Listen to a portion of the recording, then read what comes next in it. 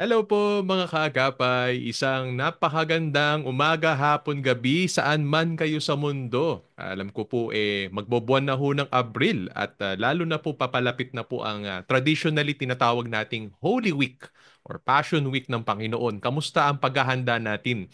Alam niyo po yung ating ilang kababayan naghahanda this season. Ang tawag nila dyan Lenten season. Tayo rin po Hmm. yung magandang may itong mga spiritual preparations, paghahanda, pagre-reflect at lalo na po pag-refresh ng ating commitment kay Lord Jesus. Welcome po sa programang God is Able. Tayo po ay napapakinggan ngayon sa FEBC Radio TV at napapanood, bumabati din, mag-comment-comment kayo dyan sa Facebook Live. Yes, magandang umaga po sa bawat isa. Bukod po dyan, kami po ay mapapanood din sa YouTube channel ng 702 DZAS FEBC Radio TV at sa ating partner television channel 185 sa GCTV tuwing alas 9 hanggang alas 10 ng umaga tuwing linggo. Ayan, maganda. Kamusta po ang bawat isa? Ayan. Ayan. Kamusta din, Pastor Bernie? Kamusta, Bago Pastor natin Paolo? kasama. Mabuti naman. At sa mga nakakamusta rin dyan sa cellphone nila, pwede kayong makamusta at magkomento, mag-feedback sa smart number nating 0999-223-5675 at sa globe number nating 0916-296-6620. At pwedeng-pwede pa rin ho magtawag sa landline, that's 8654-3322 local 401. Tayo po ay membro ng kapisan ng mga broadcaster ng Pilipinas. Siguro mabilis ang pagpapakilala lang, Brother Pastor Bernie, sa God is Able. Tayo po ay grupo na para tawag sa atin parang para-church organization. Ang serbisyong dala natin sa church, tayo po ay nag-advocate para sa mga minamahal nating persons affected by disability. At marami tayong mga programang ino-offer sa mga partner churches natin. Pero siguro, Pastor Bernie, pakwento ko lang sa iyo, yung papalapit na. Ngayon darating na Mayo, ano nga po ba isang napakahalagang program ang meron ng God is Able this May? Yes, isa ito sa inaabangan ng aming pamilya, yung God is Able Camp. Magaganap yan sa May 9 to 11. Para sa ating mga participants at para naman sa ating mga volunteers, kayo po ay darating na ng May 8. So May 8 to 11 po para sa mga volunteers. Yan, gagawin po yan dyan sa may CCF Recreation Center o sa CCF Makiling. Yan, talaga hong makikita na naman natin ang bundok makiling dyan sa may Santo Tomas, Batangas. So, tayo po ay nagbubukas na po ng ating registration. For more details, check lang po ang ating Facebook page. At kontakin nyo lang po kami kung nais nyo makagaroon ng kopya ng poster at price matrix na pwede nyo ipakita sa inyong churches. May iba't ibang rates po tayo, may full rate tayo, pero may subsidized rate din tayo. Lalo na po sa mga nais po ng sponsorship. Pag sa mga church partners po natin, kayo po amin pong tinatawagan, hinahamon po na sana maka-raise tayo ng sponsorships for not just one, maybe two families from your church para ho sila ho ma-bless ng tinatawag nating piece of heaven or on earth or a slice of heaven on earth. So family camp ka, sabi ni Pastor Bernie, May 9 to 11 para sa mga participants at 8 to 11 para sa mga volunteers. Pastor Bernie, ngayong umaga na to, meron na tayo isa na namang special na paglalakbay kasama ni Lord sa kanyang napakagandang salita. At para sa mga kaagapay natin, tayo po yung magkakaroon ng diskusyon, pagninilay-nilay din sa napakayamang salita ng Diyos. At tayo po ay dinala at total, malapit naman na ang Holy Week at naghahanda tayo sa Matthew chapter 21. Bigyan ko po kayo ng konting hinga para ho kung may Bible kayo sa cellphone nyo, libre naman ho yan, may kopya ho kayo, masabahan nyo po kami. Or kung meron kayong hard copy, maganda rin ho yan, may hard copy tayo na nahawakan, na flip yung pages. Matthew chapter 21, tumungo ho tayo sa verse 12 to 17. Na para ho sa mga first-time Bible readers, ang Mateo po ang unang aklat sa New Testament. Ano po? At dyan ho tampok na tampok ang buhay at ministry ni Jesus. Kasama na po yung mga kwento ng Holy Week na alam natin. Matthew 21, 12 to 17, basahin ko lang Pastor Bernie at saka natin simulan pagnilay-nilayan. Ang pagmamalasakit ni Jesus sa templo. Verse 12. Pumunta si Jesus sa templo at tinaboy niya ang mga nagtitinda at namimili roon. Itinaob niya ang mga mesa ng mga nagpapalit ng pera at ang mga upuan ng mga nagtitinda ng mga kalapating inihahandog sa templo. Sinabi niya sa kanila, "Sinasabi ng Diyos sa kasulatan, ang bahay ko ay bahay panalanginan, pero ginawa niyong pugad ng mga tulisan."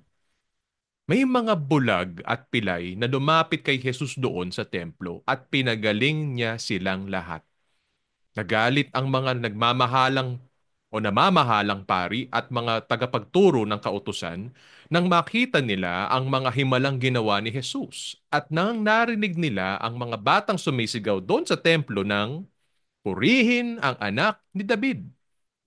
Sinabi nila kay Jesus, "Naririnig mo ba ang sinasabi nila?" Sumagot si Jesus, "Oo. Hindi ba ninyo nabasa ang sinabi sa kasulatan na kahit ang maliliit na bata ay tinuruan ng Diyos na magpuri sa Kanya?" Pagkatapos iniwan sila ni Jesus, lumabas siya ng lungsod at nagpunta sa Betanya at doon siya nagpalipas ng gabi.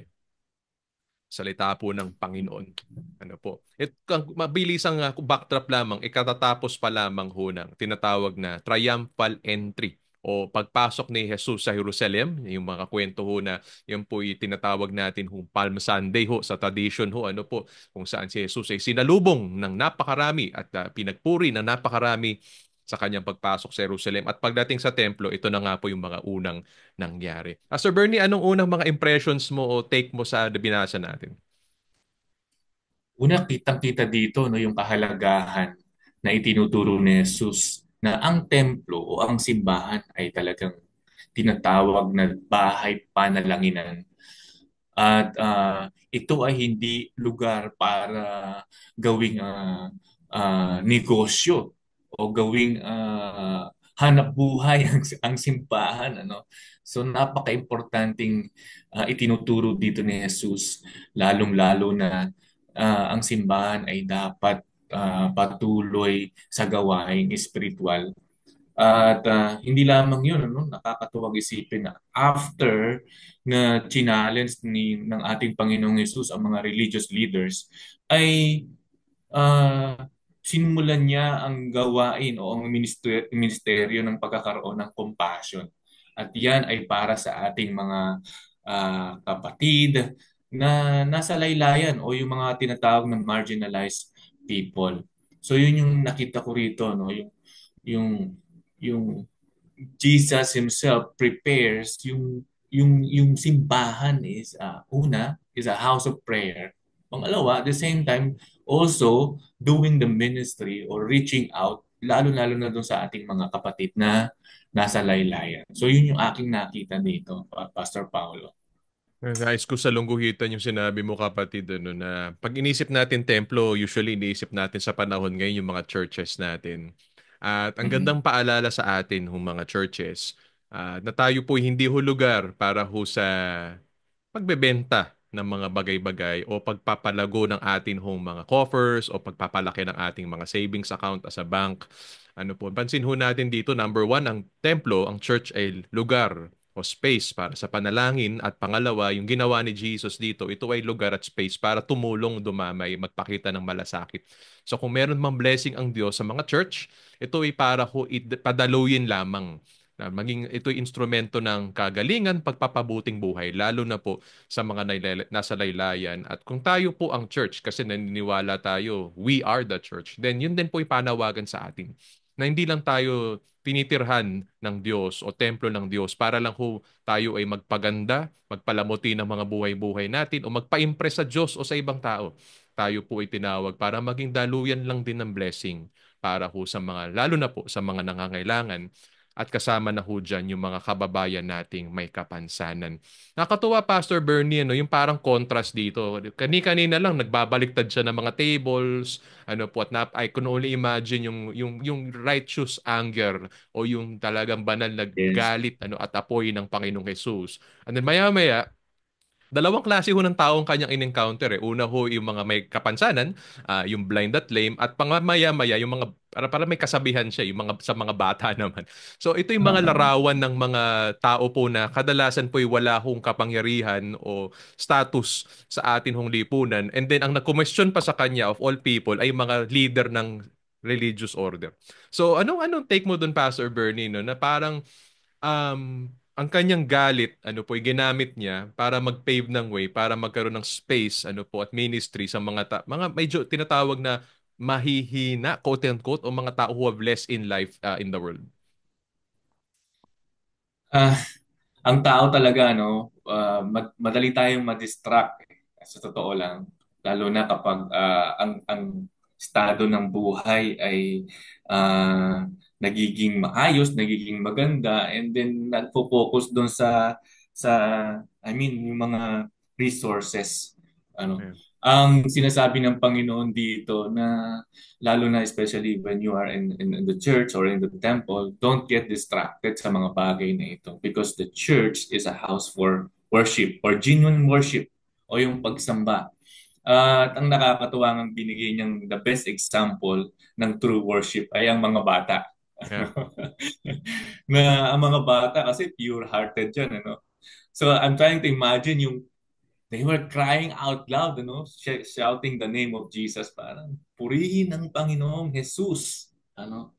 So naalala ko lang, no, there's also an kumbaga may kwento, di ba, yung mga disciple naman parang tinataboy yung mga bata to come to him. And then sabi ni Jesus, don't let the children o wag yung hayaan pala yung mga bata, wag yung pigilang lumapit ang mga bata sa akin sapagkat ang mga batang ito ay malapit sa kaharian ng Diyos at sila ang may tunay na pagsamba. Ano? So parang sinasabi niya dito, we need to have faith like a child o yung pagpupuri na katulad ng mga batang sumasamba. So yun yung nakikita ko rito. Yeah. Nakakatawa parang um, inalala ko yung sa Psalm 8:2, sinabi ho dyan, out of the mouth of babes and nursing infants you have perfected praise. Parang sinasabi dun, ang nakakakilala pa sa Panginoon ay yung mga bata.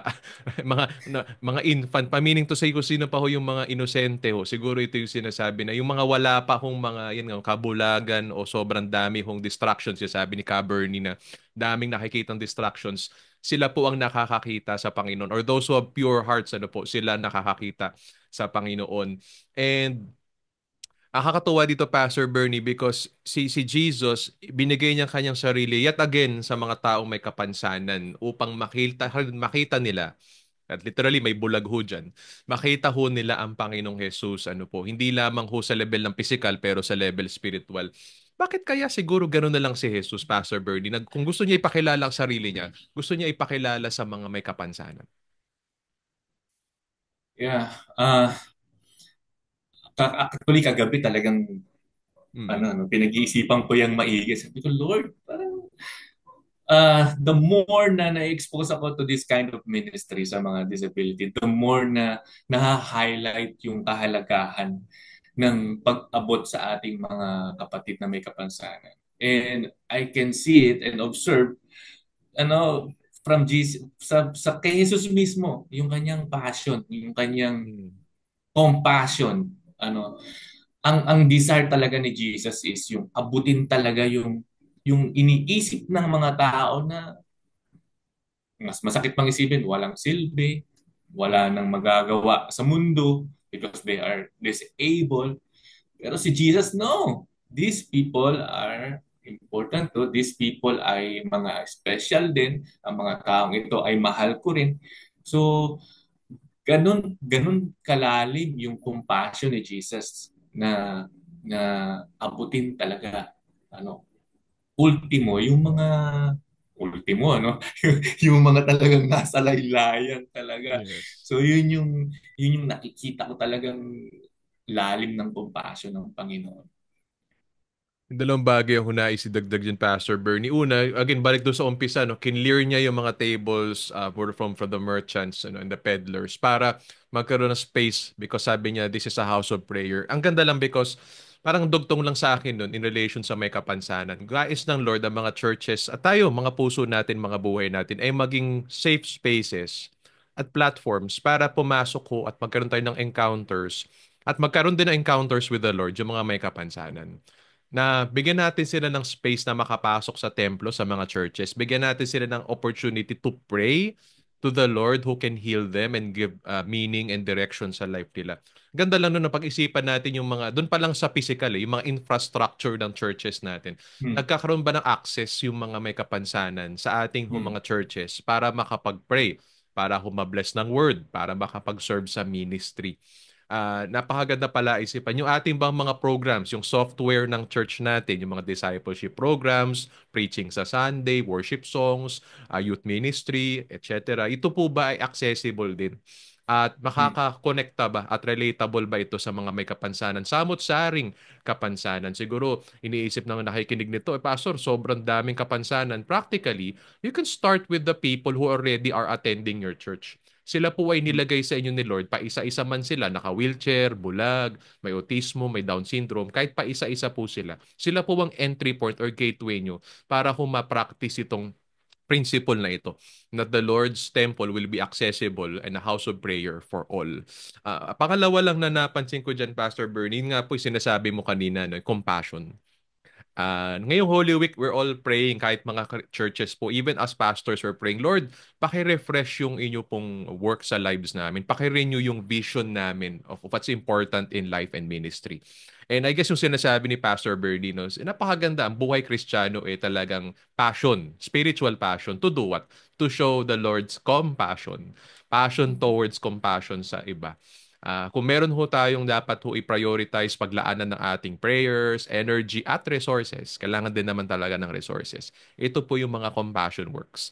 Na more and more people nga po, more and more people will be able to come to the Lord in His house of prayer, but more importantly, get a personal encounter with Jesus. At again, naghahanap tayo ng mga milagro sa panahon natin ngayon. Hindi naman tayo si Jesus, ano po. Pero po, naniniwala tayo maraming anyo ang kagalingan. Kahit na yung disability nandyan under God's sovereignty, may purposes si Lord sa mga may kapansanan. At ang role ng church maging daluyan instrumento para matuklasan natin ano ang purpose ni Lord kahit na may kapansanan din. Ikaw, Pastor Bernie, Amen. meron ka bang gusto pag-usapan sa binasa natin? May question ba na nagbo-burn sa heart mo right now nung binasa mo to? Ah, Actually, ang naisip ko lang, naalala ko lang, Pastor Paolo, no, yung pinanggalingan kong organization before.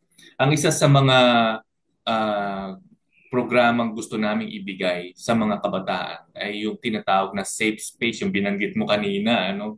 Ah, Apakagandang idea na ang simbahan talaga na mayroong ganong klase ng lugar, ano, para sa lahat, open para sa lahat. And I remember nung kami ay nagmi-ministry sa mga kabataan, kids are coming, ano, parang naalala ko pa noon, talagang samot-saring amoy. yung, yung aming center kumbaga pag alis nila ng center, talagang mararamdaman mo yung amoy. Pero nakakatuwa lang kasi children are still coming in every day. And then, may experience kami na may dumarating na ring mga bata na mayroong kapansanan. And then during that time, we realized, teka lang, yung aming space ay parang hindi safe space para sa mga batang may kapansanan. So, ang ginagawa ng mga kabataan namin, nakakatuwa, ano? Ang ginagawa ng mga kabataan namin, dahil hindi nga safe, ang ginagawa nila, binubuhat nila. Binubuhat nila yung mga ibang bata na mayroong kapansanan. And then, ang ganda lang makita sa picture na pagpasok nila sa loob, mix, sama-sama na lahat. May kapansanan, mga batang walang kapansanan, nagpupuri sa Panginoon. Kaya sabi ko, grabe, ito pala yung compassion na sinasabi ni Jesus. At kapag yung compassion na yan nakuha natin, tayong mga Kristiyano, ay may papasa talaga natin siya sa iba. And ang ganda lang ng picture, yung bata nagbubuhat ng merong batang may kapansanan. Talagang nakakatuwa. Nalala ko, Pastor, sinabi ni Pastor John Piper na parang pagdating sa disability ministry, go ahead, make mistakes ang kanya sinabi. Okay lang magkamali. Siyempre yung Mm. calculated naman at may sense na pagkakamali, out of love. Pero ang mahalaga doon, go ahead, sabi niya.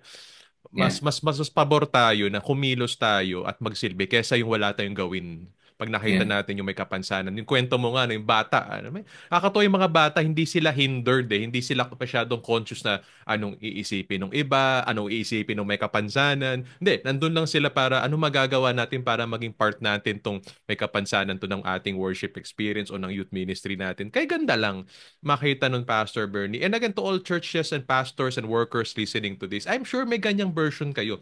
I'm sure may na-encounter na ang inyong church na person affected by disability. And maybe before, wala tayong nagawa for them. And of course, syempre we will pray that the Lord will work in our hearts. But maybe, starting this Holy Week, ano po, total, nagpe-pray at nagpa-fast tayo for the things of Jesus. We're worshiping Jesus. We're affirming Jesus is the way, truth, and life.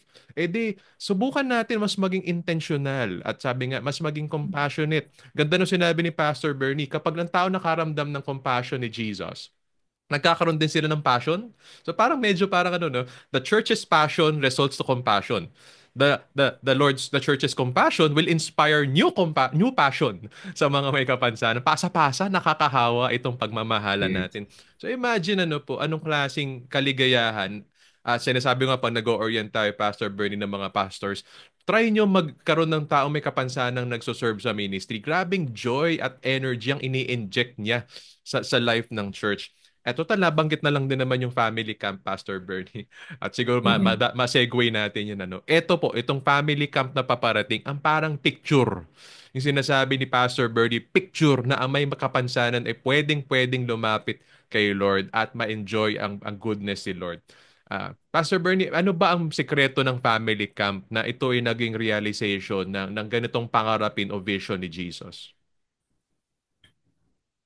Ah, Sikreto ng family camp. Basically, ang family camp ay ang God is Able Family Camp ay talagang kumbaga ang focus talaga niya ay abutin yung ating mga pamilya na affected ng disability. Sa camp kasi ang isang pinakamagandang highlight o experience na pwede nating maranasan diyan. Ah, yung pamilya mismo na may disability o apektado ng disability, during camp nakakapagpahinga sila eh. Yeah. Tapos meron silang time to listen to the Word of God and then time to kumbaga makipag-fellowship din sa kapwa nilang merong disability. I mean, yung affected ng disability. Mm. At yung may mga disability, ang nag-aalaga nun ay yung ating mga short-term na missionary na Yeah. tinatawag. Ano. They were the one taking care yung ating mga kapatid na mayroong kapansanan. And nakakatuwang isipin kasi yung mga volunteers natin with their experience, ano sabi nga nila, akala nila sila yung nagmi-minister pero kapag sila na yung nag-help o tumutulong sila rin pala natutulungan o nami-minister din sila. So yun yung mga experiences na akala ko nung una ako yung tutulong yung pala nung nandun ako pala yung kumbaga ma-open yung mind ko, ma-open yung eyes ko to see how wonderful it is yung ministry ng disability o yung gawain para sa mga kapatid nating may kapansanan. And nakakatuwa din dahil ang mga tinuturo dito ay basically more on compassion. Basically, actually, hindi na nga sikreto, Pastor Paolo, because it is written in the Bible to really reach Mm. out sa ating may mga kapatid na may kapansanan. Yeah. Nakakatawa, Pastor Bernie. Yung family camp, yung sinasabi mong safe space, I think, kung meron mga isa sa mga sekreto that makes family camp so effective is that it's a safe space. Yeah. Actually, mga kaagapay, baka nakikinig ho kayo at iniisip nyo, sobrang hirap naman mag-organize yan kasi lahat ng klaseng disability and families welcome eh. Alam nyo na-discover namin sa family camp, si Pastor Bernie, mas maraming karanasan dito.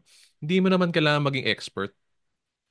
Kasi hindi naman kami mga doktor, hindi naman kami mga therapist, hindi na nga kami mga counselor, kahit kami mga pastor kami po ay simpleng manggagawa lang din. Pero ang mahalaga lang, when we choose to, yung sasabi ni John Piper, when we just to, when we just choose to go ahead and encounter them, when we choose to go ahead and embrace them, accept them, when we choose to go ahead and serve them, Si Lord talagang bahala sa mga possibilities eh. May pa naman ang pangalan namin, God is able. We believe na may kaya kaming gawin. Dapat naman talaga nagpe-prepare. Like ngayon, we're preparing for family camp. Napakaganda nung title, nung theme, We Are Family. But at the same time, may raming bagay ho na kailangan mo talaga ipagpasa Diyos lang kasi paano mo aabutin silang lahat? Magugulat na lang kami kung sino-sino ang bibigay ni Lord for this year. And lalo this year, we're praying for a lot of families and we're praying for a lot of participants as well. So pinagpe-pray namin, sino-sino kaya mga ito? Pero hindi ito nagiging hadlang. Pag nakita namin, oh, Down syndrome, wala kaming alam dyan, wala tayong doktor. Mm. Ano, syempre may mga kaibigan tayong nagkokonsulta sa atin, pero hindi ito naging hadlang na makita sila. At hindi ito hadlang na para humakasama sila. At hindi ito hadlang na mapaglingkuran sila. And that's family camp. So siguro, kung nasa-sense nyo na talagang dinidiin namin pumunta kayo sa family camp. It's because napakaganda ng family camp. Sinasabi kong ito yung tumitibok na puso ng God is able. Marami ko kaming ginagawa, kagaya ng show na to. Pero po, every time nagka-camp, parang binabalik kami sa essence ng God is able. Binabalik kami sa puso ng God is able. And yun nga, no? Safe space is one of them, Pastor Bernie. Yeah. Alam mo ba, Pastor Paolo, tuwing God is able come, ang palagi kong tanong sa sarili ko, Lord, paano ko tuturuan ng mga taong ito? Talaga, every real Lord, paano ko tuturuan? Though we have trainings, may mga kumbaga may nagtuturo naman sa atin how to do it. Pero alam mo tinuturo sa akin ng Panginoon, kailangan maging dependent ka sa akin. Kailangan sa akin ka sumangguni. Kasi sa totoo lang, Pastor Paolo, I have a experience teaching sa before, no, yung grupo na hinawakan ko, almost all of them merong autism, ano? And some of them they can't speak. And sabi ko, Lord, paano ko tuturuan ito? And then I just opened the Bible, ito sa camp to, open the Bible, and then everybody listens. So parang na-amaze ako how the Lord works kapag kapag talagang sa kanya mo pinagkatiwala, hindi sa sarili mo sa sarili mong skill. I have training eh. Training ako sa Bible Yeah. school, Yeah. tuturo ako. Pero sabihin sa inyo, lo, kailangan sa akin ka dumipende. And nakakatuwa lang isipin because God is able come, nire-remind niya ako palagi na it's not all about me, it's all about God. Pagpuri at pagsamba sa Panginoon at pag-abot sa ating mga kapatid na mayroong kapansanan. Yun ang kumbaga natututunan ko pag ma-attend ako ng God is Able Camp. Kaya sabi ko sa pamilya ko, di tayo pwedeng umabsent sa God is Able Camp. dapat present lahat. So yun ang palagi yung sinasabi sa akin. And the whole family, kami, mga Malyari family, talagang inaabangan namin yan. Yung buso namin, parang December pa lang, when is God is Able Camp? When is it God is Able Camp? So gustong-gusto na nila. So yun. Praise God. Sir Bernie, tanong ko total nabanggit mo ano nagugulat na lang tayo sa yun nga paano tayo kinikilusan ni Lord to reach out. Si Pastor Bernie po kasi at kanyang family, sila po ang may hawak ko ng youth in particular, may mga kabataan umatid. Ilan sa kanila may kapansanan pero naka-integrate sa ating parang youth group kasi yung mga magulang may sariling sessions sila sa plenary. Yung mga kabataan may sarili rin silang activities. May kids, may youth. Pastor Bernie, paano mo pinaghahandaan yun? Kasi ako, na-amaze ako sa inyo sa mga naghahandle ng kids, saka sa youth, like last year, sila Jamie, tapos kayo naman sa youth. Kasi parang, in terms of preparation, you can only do so much eh. Parang, alam mo yung material, merong suggested activities, pero at the end of the day, may certain flow na si Lord lang mahagawa. So how do you and your family prepare for whatever or whoever the Lord entrusts you sa family camp? Actually, kaming pamilya, no, maaga pa lang nagdadasal na talaga kami for this camp. Maaga pa lang talagang nagpe-prepare na kami. Nagtatanong na kami, anong ipapakanta natin? Talagang nagpe-prepare na kami. Pero during the camp, so totoo yung sinasabi mo, no? Minsan nagbabago talaga yung pagkakataon na hindi to pwede. So, ano ang ginagawa namin? Sa totoo lang, ang baon lang namin palagi pag nasa God Disabled kami, bukas yung puso. bukas yung puso namin to really uh, be part o kahit sa 3 araw ay maging parte kami ng buhay ng mga taong ito na apektado ng may disability. And talagang yun yung aming baon-baon palagi before going to the camp.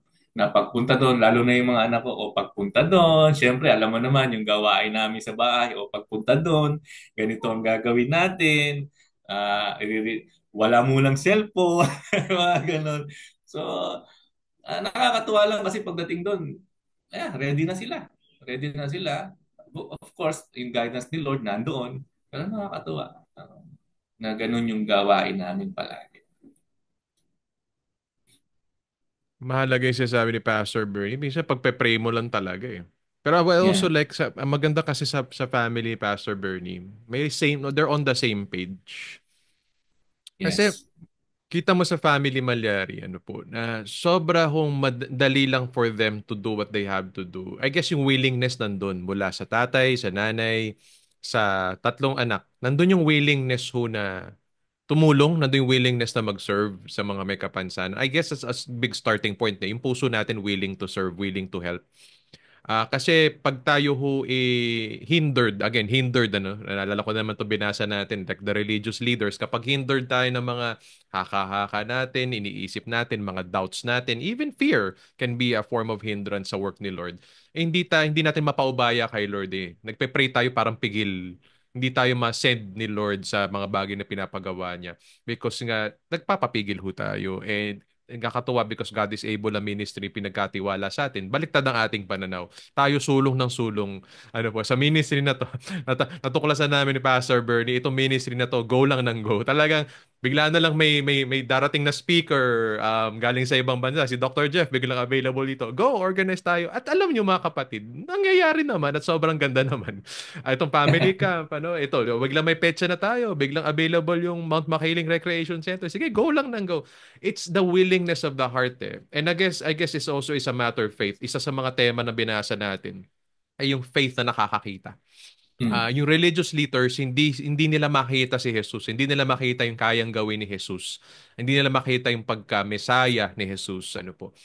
Pero itong mga may kapansanan, sila ang nakakakita kay Jesus. Yung mga bata, sila ang pumupuri kay Jesus. And magandang, again, Holy Week reminder sa atin, to yung puso ba natin handa at talagang willing ho magpasakop sa Kanya. At kahit kami ni Pastor Bernie, kami mga pastors, we also need to submit ourselves to the Lord. Ano po. Mm. Ikaw, Pastor Bernie, sa issue ng pag-submit kay Lord, may mga nais ka bang gabay o may mga experiences ka ba na naging mahirap din makita si Jesus sa nangyayari sa buhay ninyo o ng pamilya na kailangan mo ring isurrender? Kasi yung mga may kapansanan na nakikinig nito, nakikita, naririnig nila yung word of God, nandun pala, may kapansanan pala, mayroon palang blind that lame sa Matthew 21, pero parang sila hindi nila makitang sila yun. Feeling nila malayo si Jesus, feeling nila hindi nila makita si Jesus, feeling nila wala magagawa si Jesus sa buhay nila. Ano masasabi mo sa mga ganyan ho na pag-iisip?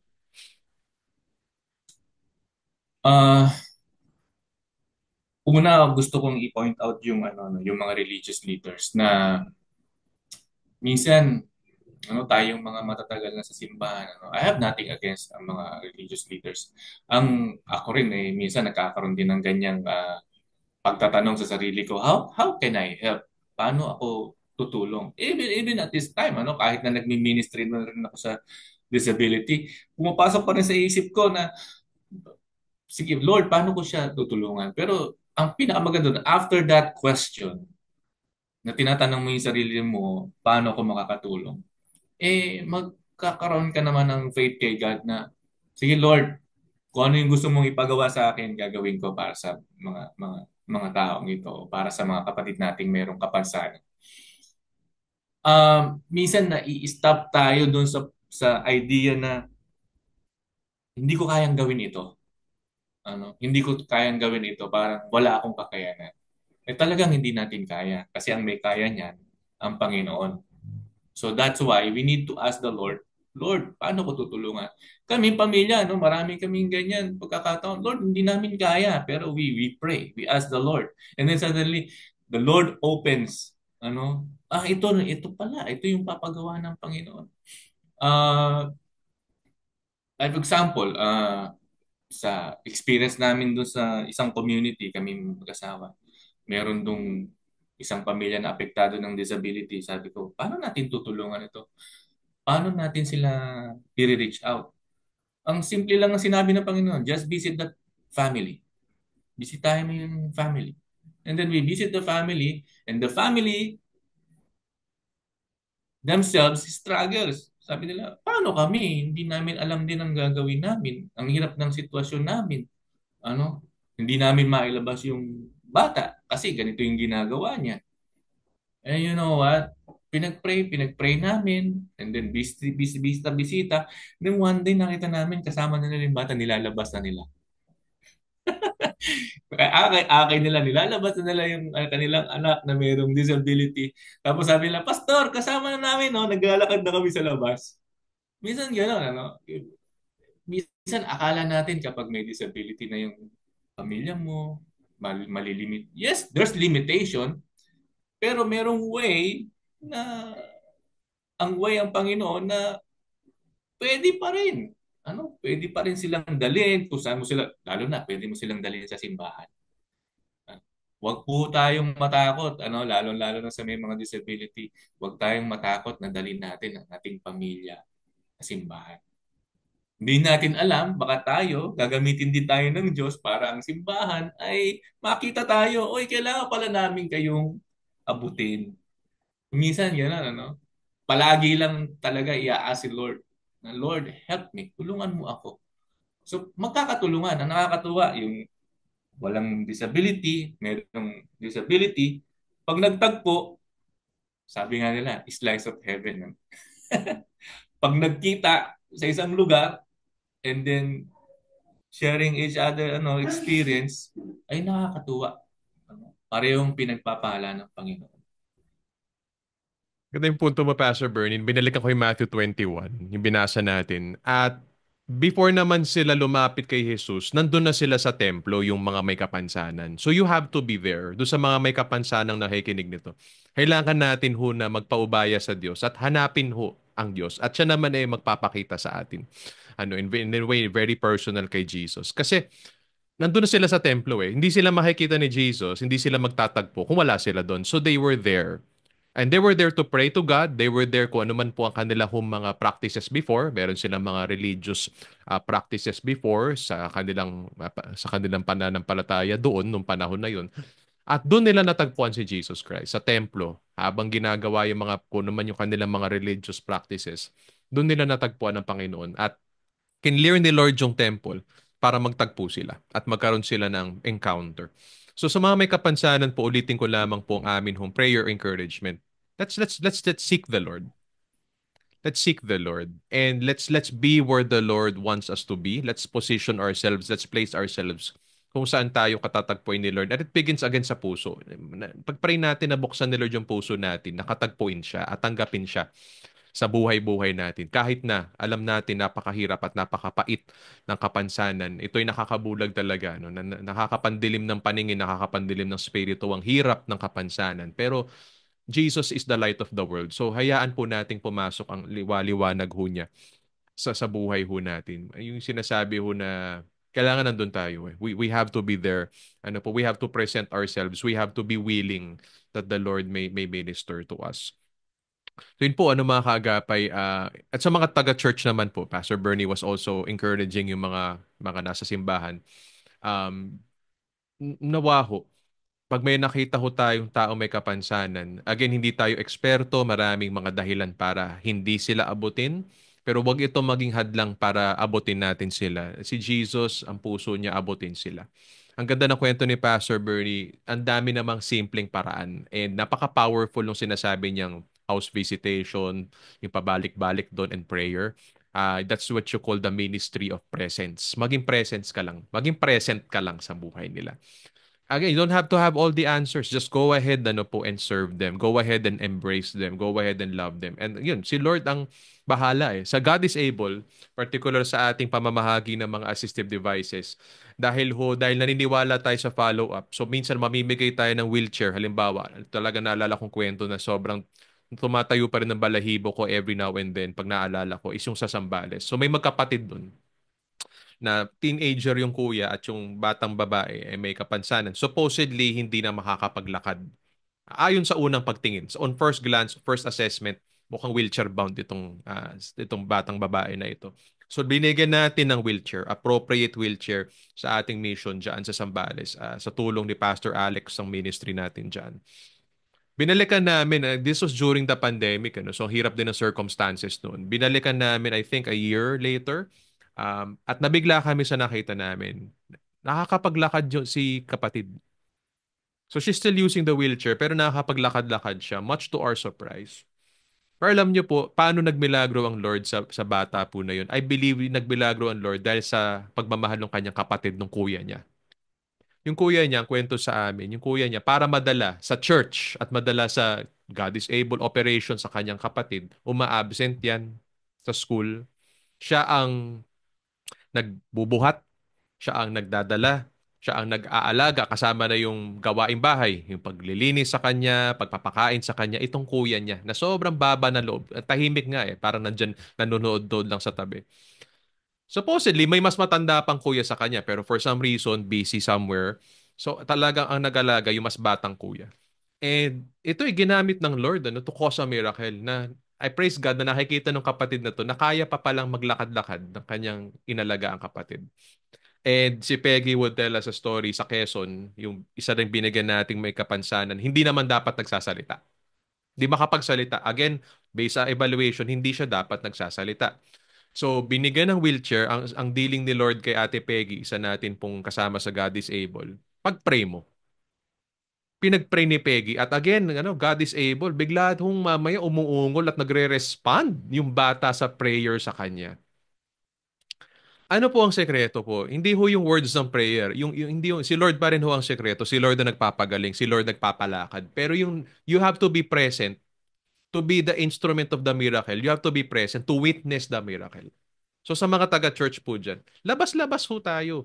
Labas pa more at punta natin yung mga nasa laylayan kasi most likely may kapansanan, nasa bahay ho yan. Nasa laylayan ho yan, baka tinatago pa ng magulang. Katukin natin sila. No, total, meron naman tayong missions team, evangelism team. Magkaroon tayo ng pananaw for disability. Mas maging extra sensitive tayo. Yung mga spiritual radars natin, itaas natin. Kasi yung mga may kapansanan na maganda sa kanila, lalapitan mo na lang sila eh. Kasi nandyan sila at hindi sila makagalaw masyado, hindi sila lumalabas. Hindi kanila pwedeng takasan. Pwede kanila pagsabihan, pwede kanila itaboy, okay lang yun, pero ang dali na lang balik-balikan kasi nandyan lang sila. So just be present for them. Ang ganda nung sinabi mo, Pastor Paolo, na nakakatuwa. Labas pa more. Parang pwedeng gawing tagay sa simbahan. Labas pa more. Ano? Kaya nakakatawang isipin, dapat ang simbahan, tayo po, kasama po tayo doon, kasama si Pastor Paolo, Yeah. we should be intentional in doing this kind of ministry para sa Panginoon. So, mga kapatid, labas pa more. Kasi 'di ba Pastor Bernie, I'm sure pa-Abril na. Summertime. I'm sure may mga planong excursions yan. Punta tayo ng beach, punta tayo ng Yes. bundok. I mean, nothing against that. That's wonderful. Kailangan din ng church ng fellowship. Pero pag may extra resources tayo or extra time tayo, at total, lalabas din naman lang din tayo. Why don't we go to the community? Hindi mo na kailangan gumastos ng malaki para pumunta sa malayong lugar para mag-ministry. Ba sa atin, gusto ko agad mag-serve sa mga foreign missions o sa tribal Mm. missions. Okay lang din yun. Praise God for that. Pero baka lang po, and maybe this applies to more of us kasi hindi naman tayo lahat missionary. But for more of us, yung mission field natin nasa labas lang ng bahay natin eh. Yung senior citizen na naka-wheelchair, yung bulag na nanlilimos sa labas, yung bata ho na nagtatantrum pag Sunday. I mean, nandyan lang ho sila at hindi mo na kailangan mag-sign up for a short-term mission or long-term mission to be a missionary. We are all missionaries. At ano nga ba ginagawa ng missionary, Pastor Bernie, ang panawagan natin? Labas pa more. Ang ginagawa Labas pa ng more. missionary. We're all missionaries. Labas-labas tayo dyan kasi nandyan lang sila. Amen. Ayan. So, Ay, nakakatuwa yung ating discussion. ay oo, Sige. Pastor Bernie. So yun family camp ipopromote ulit namin sa inyo. Family camp natin, May 9 to 11. Gusto niyo makita yung Matthew 21 na a house of prayer, but also a people who pray for persons affected by disability.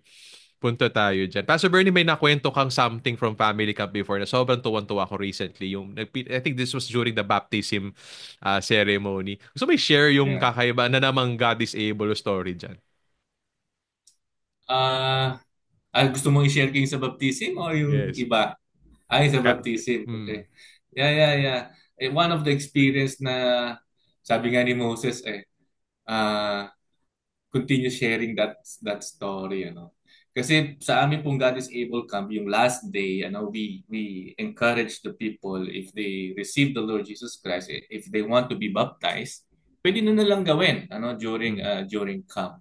And then, yun nga, merong baptism at during the baptism, merong isang young lady, paikot-ikot lang dun sa swimming pool. And habang nagbabaptism kami, ikot lang siya ng ikot. And that young lady, meron siyang tinatawag na Down syndrome. Ikot-ikot lang siya. So nung natapos na kami sa baptism, bigla siyang bumaba sa pool. Ano? Sabi niya, she wants to be baptized. And of course, hindi naman natin pwedeng ipagdamot yun, pero tinanong muna natin siya, do you believe in Jesus? Do you accept Jesus? Yes, I accept Jesus. Tapos nung ibabaptize na namin siya, bigla niya akong pinigilan. Sabi niya, wait! Sabi niya, wait! Sabi ko, ano kayang gagawin nito? Naisip, ano kayang gagawin nito? Wait! And then she gave an statement, sabi niya, I love you, Jesus. I love you, Jesus. So, imagine mo na habang nagbabaptize kami na talagang tumutulo yung luha namin ni Ronald. Kasi no, I love you, Jesus. Parang, grabe lang, I can honestly say, God is able. God is able sa ating mga inaakala nating wala nang pag-asa. Sabi nga ni Brother William sa ating prayer and fasting sa PCAC, minsan we think uh, salot, no, they're not salot. May pag-asa sila. May pag-asa sila sa Panginoong Jesus. And napakarami ko ng experience talaga sa God is Able Camp. I can see and I can feel at na-experience ko, lalong-lalo na yung iniisip natin, yung may mga autism, may mga bipolar, or mga iba-iba pang disability na parang iniisip natin, imposibleng makakilala sa Diyos. No, walang imposible sa Diyos. Pwede silang makakilala sa Panginoon. So, yun yung aking mga experience. Praise God, Pastor Bernie. Salamat again, Pastor Bernie, for having this discussion with us.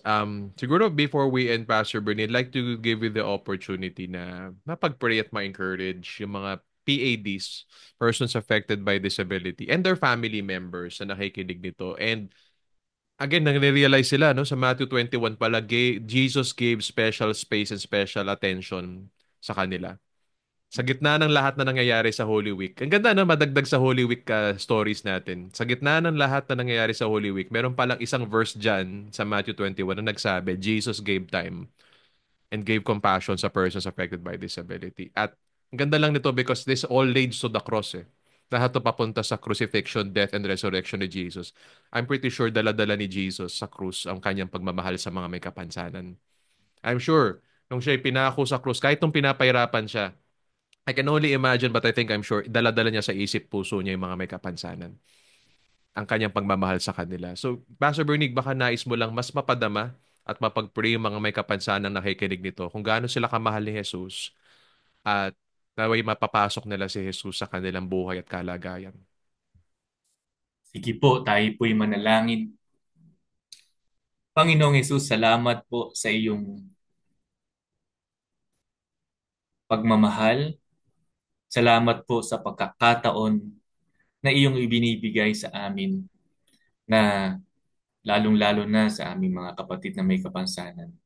Ang iyong mga kamay ay palaging bukas sa kanila. Ang aking pong panalangin, Panginoon, na kung sino man po ang mga nakikinig sa oras na ito, may mga kapatid naming may kapansanan, if they are being discouraged o iniisip nilang wala silang pag-asa sa buhay, there is hope in Jesus. May pag-asa. At dalahin ko, Panginoon, na ikaw ang patuloy na magministeryo sa kanila. Nakatulad ng ginawa mo, Panginoon, doon sa Matthew chapter 21, you cleanses the temple and you heal those who are blind and lame. Not only physically, but you heal them spiritually. Lord, ang panalangin ko, ang mga taong nakikinig ngayon, ang mga taong kapatid naming may kapansanan na nakikinig ngayon, Lord, you minister to them, you heal them. If you are going to heal them physically, praise the Lord. But importante, Panginoon, you heal them spiritually. Pagalingin mo sila, Panginoon, sa oras na ito. At magkaroon sila ng pag-asa na kay Jesus ay merong buhay, buhay na ganap at kasiyasiya. Dalayan ko, Panginoon, na gagawa ka at kikilos ka sa buhay nila. At dalayan ko rin na ang mga kapatid namin ito ay magbukas sila ng kanilang mga puso na kilalanin, tanggapin ang aming Panginoong Yesus bilang Panginoon at tagapagligtas ng kanilang buhay. Dahil kay Jesus, buo ang kanilang pag-asa. Hindi ito kulang. Salamat po, Panginoon. Panalangin ko rin sa mga kapatid naming iba pang nakikinig dito that they will be encouraged na ang Panginoon ay punong-puno ng pagmamahal sa amin as we commemorate or remember kung gaano katindi ang pagmamahal na yan. Doon sa krus ng Kalbaryo, namatay siya para sa amin para tubusin ang aming mga kasalanan at kami ay bigyan ng kapatawaran. At siya'y muling nabuhay para naman bigyan kami ng pag-asa, buhay na walang hanggan sa piling ng aming Panginoong Yesus. Panginoon, salamat po sa iyo. Salamat sa iyong pagmamahal sa amin. At salamat dahil tinatanggap mo kami. May kapansanan man o wala, ang lahat ay welcome, Panginoon, sa iyong pagmamahal. Salamat po. Ito po ang aming panalangin sa pangalan ni Jesus. Amen. Amen at amen. Nawa mga kagapay, mga minamahal na may kapansanan, sumainyo po ang pagmamahal ni Jesus. At ngayong Holy Week, mga church, tandaan natin, pinapakita ng Matthew 21 sa atin na meron pong special na lugar at special ho na ministry ang Jesus para sa mga may kapansanan. Nawa ho, sa ating pag-alala at paggunita ng kanyang sakripisyo, kamatayan at pagkabuhay muli, madala-dala din natin ho sa panalangin at sa pagtugon ang mga may kapansanan. Pastor Bernie, maraming salamat at natapos na naman ho ang atin hong halos isang oras na kay bilis at kayamang pag-uusap. Ang bilis. Sobrang bilis nga po, Pastor Bernie. At yun nga po, nais ho namin magpasalamat sa inyo and again, we pray for you na nawa ang inyong Holy Week or Passion Week ay maging very, not only reflective but also refreshing din as well at re-inspiring as well. So muli, nagpapasalamat po kami sa lahat ng mga nakinig sa atin today sa ating programang God is Able. Pastor Bernie, gusto ba magbigay ng huling pagbati?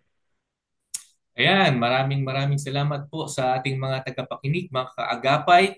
Muli, pagpalain po kayo ng Panginoon. Ito po si Pastor Bernie. Ayan. Yan.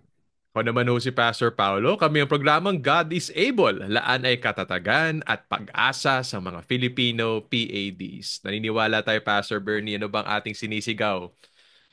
Yes. From disab- Sinisigaw ay from from disability disability to to possibility. possibility. Praise God po. Maraming salamat. Praise God.